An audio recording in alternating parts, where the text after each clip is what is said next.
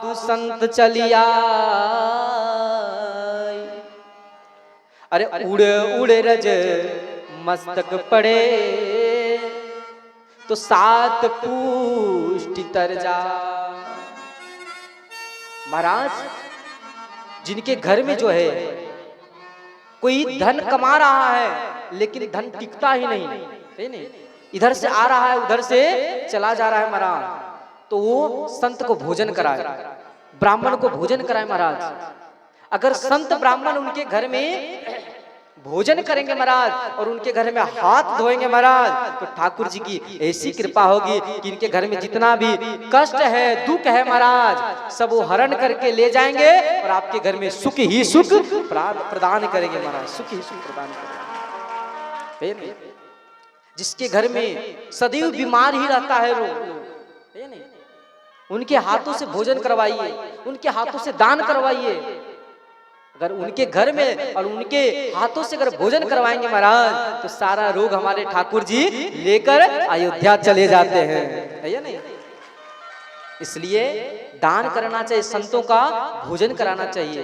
महाराज सरैया गांव में एक एक दिन में दो दो घर में जाकर भोजन करना पड़ा हम लोगों को, है या नहीं। क्यों?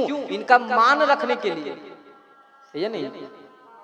तो संत का भोजन कराने से घर में जितना भी कष्ट है, दुख है, दरिद्र है, सब हमारे ठाकुर जी जब जाएंगे आपके घर में तो सब हरण करके ले आएंगे महाराज, और आपके घर में सुख ही सुख और शांति ही शांति होगा। ठीक है। तो महाराज यहाँ पर एक कारण ये था कि विश्व मोहिनी जी जो थी वो नारद जी महाराज को बड़ा सुंदर लगी, और श्री नारद जी महाराज मन में विचार किए कि क्यों ना मैं उनसे विवाह कर लूं। तो श्री नारद जी महाराज विष्णु लोक आए और भगवान विष्णु से बोले कि हे हरि, आप हमें अपना रूप प्रदान करें, आप हमें हरि का रूप प्रदान करें। देखिए हरि मतलब बंदर होता है और हरि मतलब भगवान विष्णु होते हैं, है नहीं।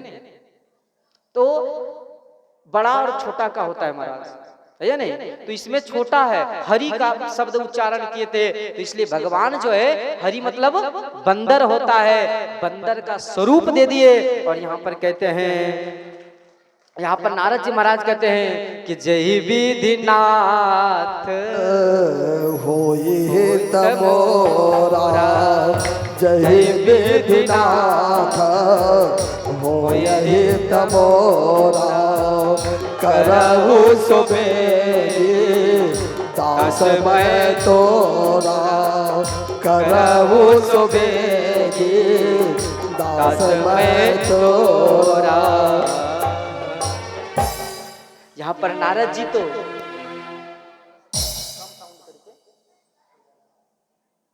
यहाँ पर नारद जी महाराज कह रहे हैं कि हे नाथ, हमें हरि का स्वरूप तो दीजिए, लेकिन हमारा जो हित होगा ना महाराज, वही आप कार्य कीजिए, वही आप कार्य कीजिए महाराज।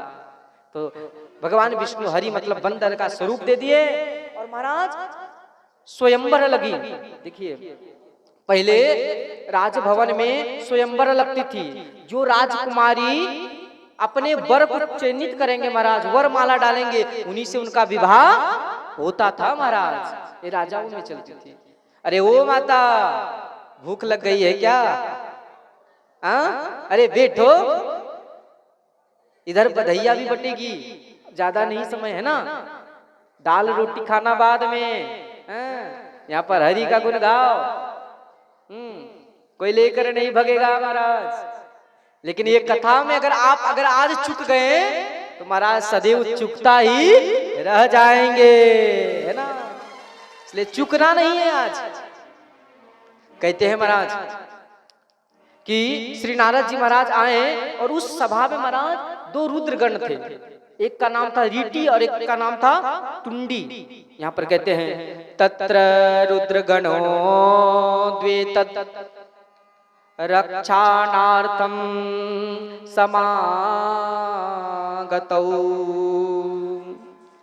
विप्र रूप धरो गूढ़ो तद्वभेदम जग्यतु परम।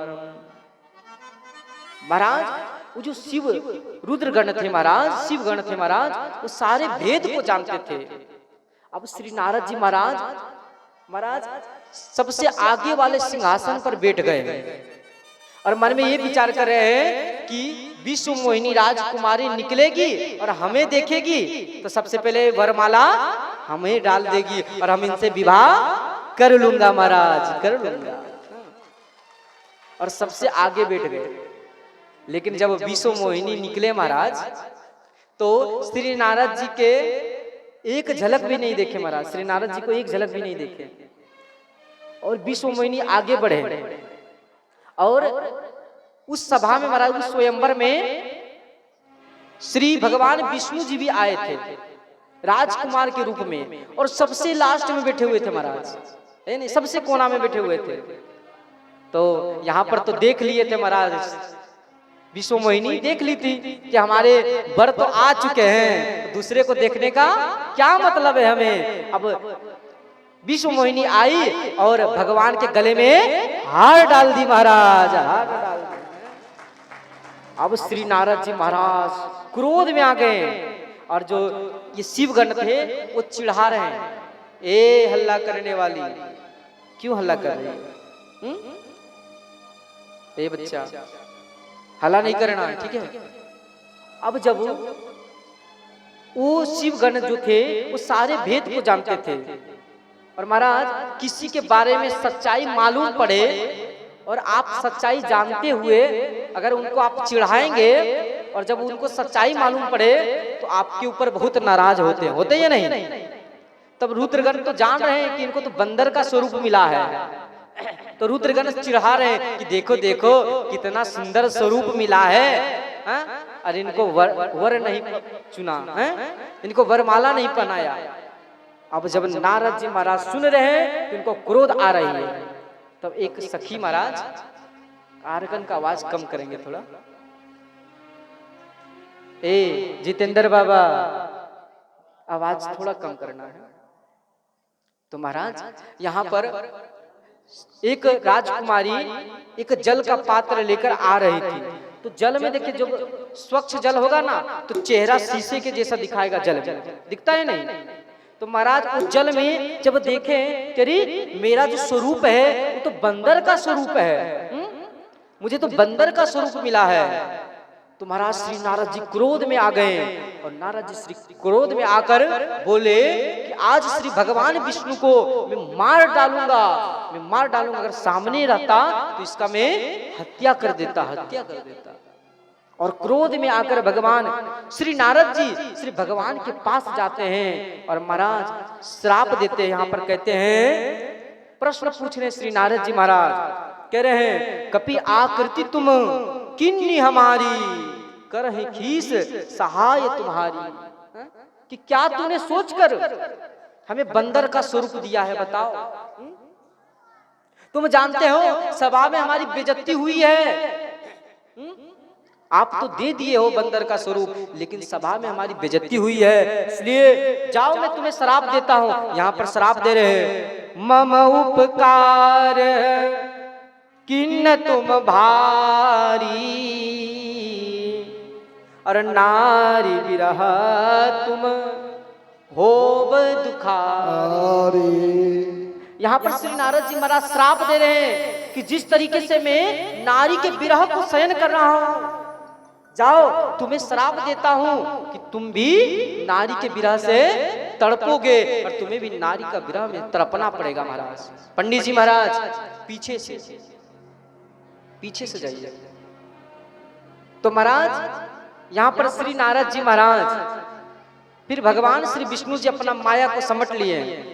बोले सियावर रामचंद्र भगवान की जय हो, हल्ला करने वाली की जय हो। देखिए इधर हल्ला ज्यादा हो रहा है, इधर कितना सावधान से सुन रहे हैं। जयकारा में भी आगे हैं बाबा, हल्ला और इधर जो है जयकारा में भी आगे है। आप लोग कमजोर पड़ रहे हैं, आज संख्या ज्यादा आप लोगों का ही है और संख्या आप लोगों का ज्यादा है नहीं, इसलिए शांति पूर्वक कथा को ग्रहण करें। तो महाराज यहाँ पर भगवान विष्णु जी अपने माया को समट लिए और जब माया को समट लिए महाराज श्री नारद जी देखे यहाँ पर कोई निवास नहीं है, न कोई राजा है, न कोई रानी है, सिर्फ एक भगवान है और श्री मां लक्ष्मी जी हैं। तो नारद जी महाराज समझ गए कि ये हम तो माया में फंस गया और अहंकार के बस में भगवान को श्राप दे दिए। और श्री नारद जी महाराज पछताने लगे और यहाँ पर कह रहे हैं कि वृषा हो मम साप कृपाला मम इच्छा कह दीन दयाला मृषा हो मम साप कृपाला मम इच्छा कह दीन दयाला। महाराज यहाँ पर श्री नारद जी महाराज पछताने लगे और बोले हे प्रभु आप हमारे अपराध को क्षमा करें, मैं आपको श्राप दे दिए। जब रोने लगे श्री नारद जी महाराज तो दीन दयाल प्रभु श्री रामचंद्र जी बोले हे नारद मम इच्छा कह दीन दयाला, ये हमारी इच्छा थी इसलिए आप पछताओ मत, ये हमारी इच्छा थी इसलिए मैं तुमसे तुम्हारा श्राप जो है मैं मस्तक पे धारण करता हूँ और तुम जाओ भजन करो। और श्री नारद जी महाराज आए और महाराज 7 जपहूं जाय शंकर सतनामा, और 7 बार भगवान शिव का नाम जपे तब इनका जो क्रोध है महाराज शांति हुआ। और चौथा तीसरा कल्प में महाराज जो तुंडी रिंडी थे महाराज, रिट्टी और तुंडी जो थे रुद्रगण, उनको श्राप मिला कि जाओ तुम राक्षस बन जाओ। और तीसरा कल्प में महाराज तुंडी और रिट्टी ये कुंभकर्ण और रावण बने महाराज, रावण बने।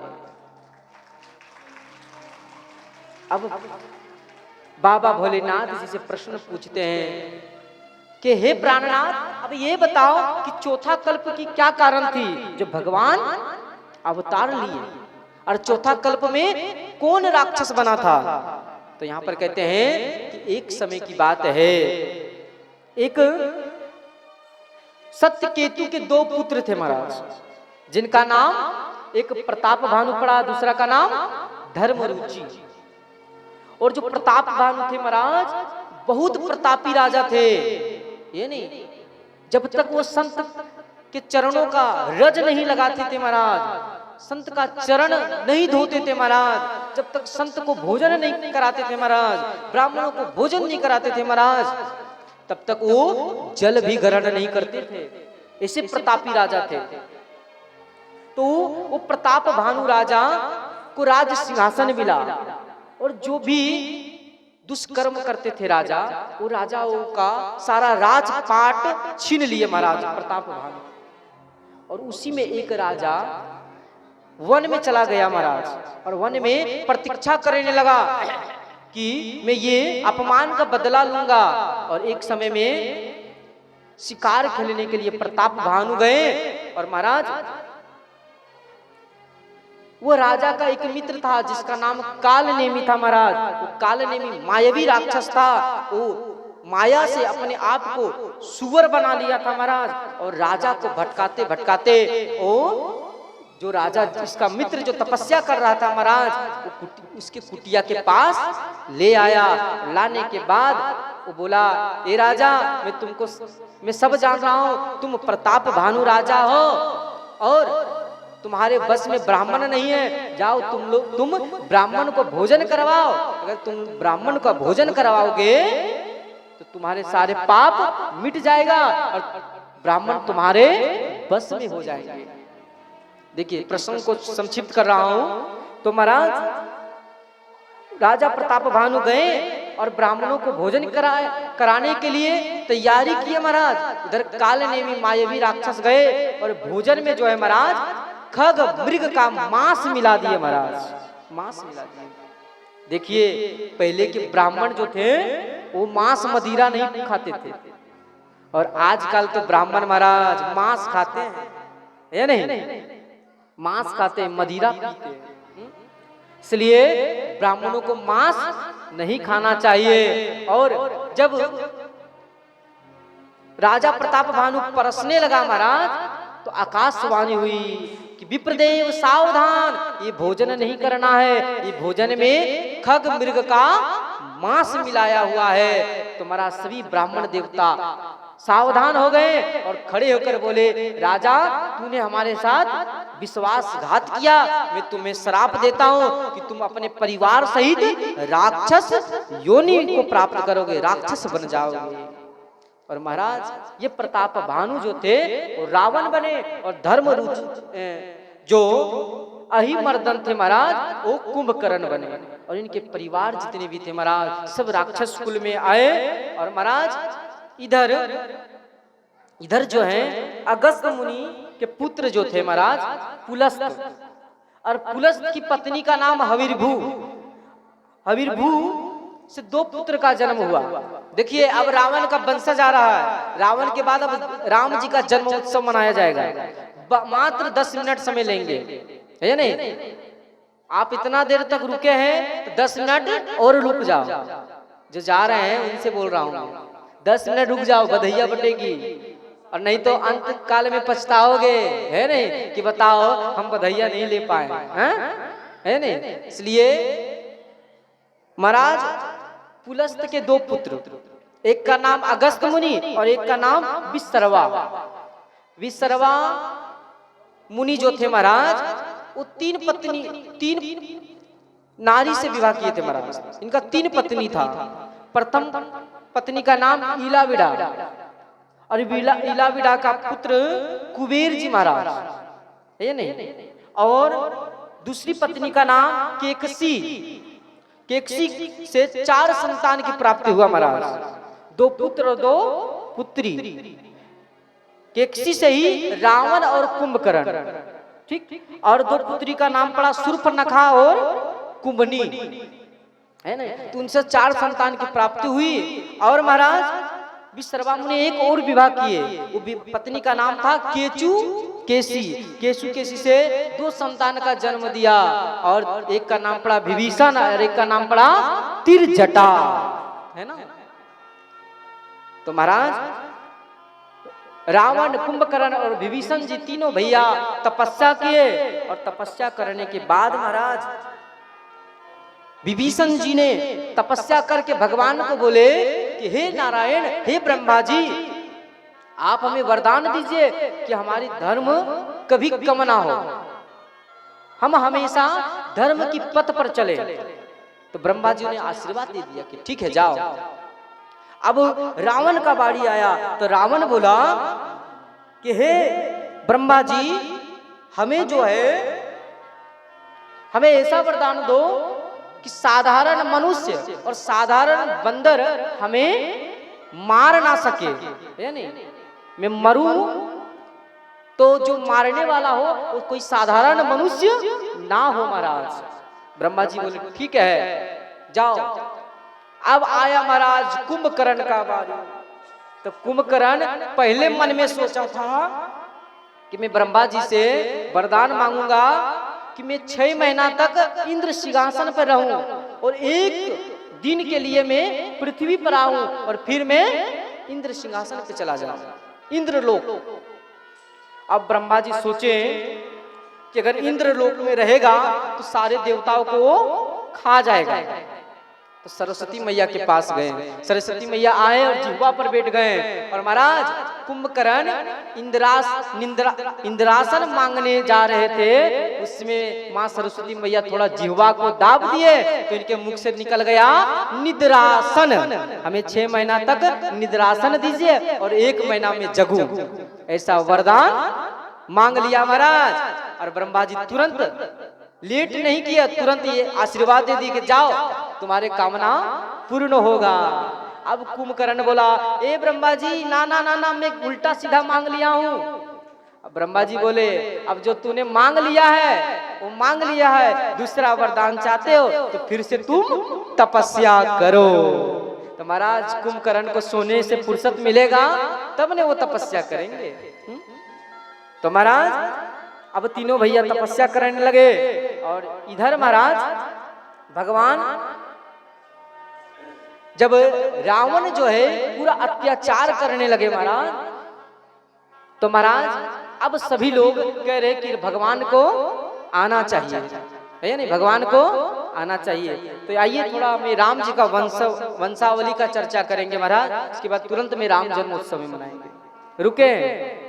हाँ, अब रुकना नहीं, ज्यादा समय हो चुका है। तो महाराज ब्रह्मा जी से मारीची का जन्म हुआ, मरीची है ना, मरीची मुनि का जन्म हुआ, और मरीची से महर्षि कश्यप, और कश्यप से महाराज सूर्य और पूर्णिमा, और सूर्य से महाराज सूर्य वंशज प्रारंभ हुआ महाराज, है नहीं, और चंद्रमा से चंद्र वंशज प्रारंभ हुआ। तो हम लोग सूर्य वंशज की चर्चा करेंगे क्योंकि हम लोग राम कथा कर रहे हैं।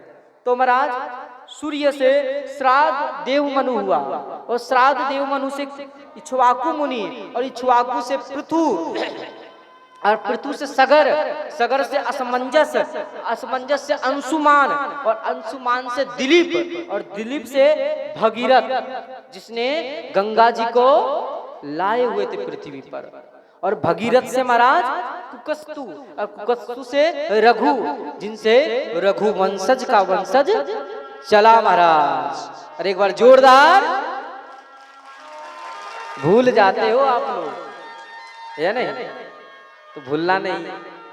और महाराज रघु से नाभाग, और नाभाग से अज जी महाराज, है नहीं, और अज जी महाराज से राजा दशरथ जी महाराज हुए। बोले दशरथ जी महाराज की जय हो। मैं ज्यादा विस्तार नहीं करूंगा। और दशरथ जी महाराज हुए महाराज, और दशरथ जी को पुत्र नहीं हो रहा था महाराज, संतान नहीं हो रहा था। तो महाराज एक बार 60,000 वर्ष बीत गया, और जब 60,000 वर्ष बीत गया महाराज, तो उनकी 3 पत्नी थी, है नहीं, कौशल्या, सुमित्रा और केकई। लेकिन 60,000 संजय शाह नदी अम्मा के द्वारा 51 रुपए का दान ठाकुर जी के चरणों में जोरदार की ताली स्वागत करा। 60,000 वर्ष बीत गया महाराज, लेकिन 60,000 वर्ष तक एक भी संतान नहीं हुआ। तो महाराज इनके मन में गलानी हुई, और वो गुरु वशिष्ठ के पास आए, और गुरु वशिष्ठ के पास आए तो गुरु वशिष्ठ बोलते हैं कि धरहूं धीर हो यही सूतचारी, त्रिभुवन विदित भगत बयहारी। राम सिया राम, सिया राम जय जय राम, राम सिया राम, सभी को बोलना है, सिया राम जय जय राम। तो महाराज गुरु वशिष्ठ जी कहते हैं कि धरहूं धीर हो यही सुतचारी। अरे राजा तुम धीरज रखो, धीरज रखो, एक संतान नहीं तो 4 पुत्र की प्राप्ति होगी, धीरज रखो। और त्रिभुवन विदित भगत बयहारी, और आपके जो पुत्र होंगे वो त्रिभुवन में विख्यात होंगे महाराज, ऐसे धर्मनिष्ठ पुत्र होंगे। बोले ठीक है, तो क्या करना पड़ेगा? तो बोले कि यज्ञ करो, यज्ञ करो, पुत्र कामेष्टि यज्ञ करो। तो बोले यज्ञ, लेकिन गांव का ब्राह्मण को मत बुलाओ, तो कोई दूर का ब्राह्मण को बुलाओ। तो यहाँ पर महाराज श्री गुरु वशिष्ठ जी कहते हैं किनको बुलाएं? तो गुरु वशिष्ठ जी कहते हैं श्रृंगी ऋषि वशिष्ठ बुलावा, पुत्र काम शुभ यज्ञ करावा।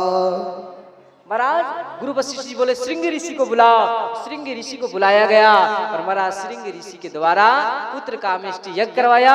और यज्ञ नारायण भगवान प्रथम चरु से ही महाराज, प्रथम आहुति से ही एक चरु महाराज लेकर प्रकट हुए, और वो चरु कौशल्या मैया को दिए और ये चरु 3 भाग में बटा और थोड़ा कौशल्या मैया ली, थोड़ा सुमित्रा मैया ली और थोड़ा कैकेयी मैया ली और ये चरु को पाई और चरु को पाने से महाराज ये गर्भवती हो गई। बोलिए भगवान श्री रामचंद्र भगवान की जय हो, भक्त वत्सल भगवान की जय हो। देखिए बड़ा जो है महाराज संक्षिप्त में कथा को खींच रहा हूँ, बहुत तेजी है, लग रहा कहीं युद्ध करने जा रहा हूँ, लेकिन क्या करूँ समय नहीं है। समय को ध्यान रखते हुए क्योंकि सुबह प्रातः काल में जल्दी उठना पड़ता है और हमारे जो भी देख रहे हैं है ना, उनको जो है हमारा प्रभात फेरी भी करना पड़ता है। और हम लोग लल्ला का झांकी है ना, तो लल्ला का झांकी लाना अभी नहीं, रुक जाइए जब बोलेंगे है ना तब। अब महाराज प्रभु गर्भ में आ गए हैं और गर्भ में आने के बाद महाराज सभी देवता कह रहे हैं कि प्रभु अब आप आ जाओ, अब गर्भ में आप आ जाओ। कह रहे हैं स्वागतम श्री राम स्वागतम श्री राम,